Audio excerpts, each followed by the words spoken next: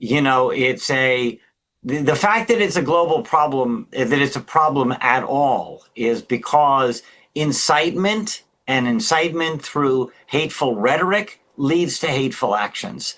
And that's what we saw come to life today. We still don't know the details, but without going too far, you can start to conjecture already. You know that this person believed that the Jews are occupying this land called Palestine, which of course is a colonialist name for Israel. And that because they're colonialists, it somehow justifies acting against Jews around the world. It's all a pretense. It's a pretense for hate. Hateful people are looking for some excuse. The problem is not them. The problem is the man. And who is the man? The man's got to be the Jews. The Jews are pulling the purse strings. They're pulling the operation. Everybody else is a puppet to the Jews. Yeah, well, and I'm so glad you brought that up because so many people boogeyman-ize Jews. And I want to ask you about this poll. 45% of young Republicans see Jews as a threat. One day in Israel and people will see that that is absolutely not the case. Or even if you just know Jewish Americans, it's obviously not the threat. How have we gotten to the place where that number could be even close to accurate? Well, in any era in history, there's 100 times more anti-Semites than Jews. These are people who, at the bottom line, they hate decency. They hate American values. The idea that Republicans, as well as Democrats, would be moving in this direction, which is obviously what we see around us, is absolutely horrifying. As much as it's bad for the Jewish community, it's worse for America. America's future is at stake here. We're about to celebrate the 250th anniversary of American freedoms. You want to get rid of that freedom? Replace it with hate.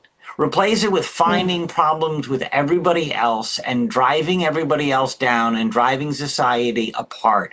I mean, by the way, this is what you see in so many countries in the Middle East. The reason why they hate Israel is because the only freedom it doesn't have is the freedom to get rid of the Jews.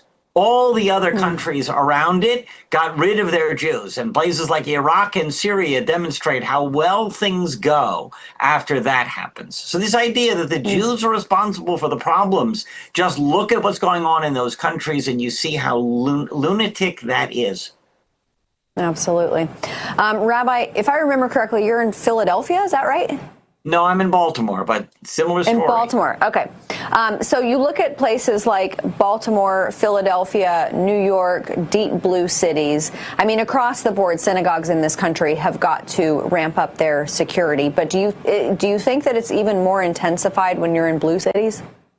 Well, the problem, look at the fact that this attack happened in Detroit. The previous ones happened in New Jersey. I mean, yes, there was a shooting in Philadelphia as well, but people could easily go from state to state, and I don't even know where that person was from. There's been a lot of incitement in Philadelphia, Democratic mayor. There's been a lot of incitement now in New York, Democratic mayor. Detroit, I mean, goodness, isn't that the center for Ilhan Omar? It's obvious that these things, I apologize, I think it's Rashida Tlaib, who's a congresswoman there. This is where one problem leads to another. There's an obvious relationship here between the rhetoric that is tolerated by officials and actions of hatred.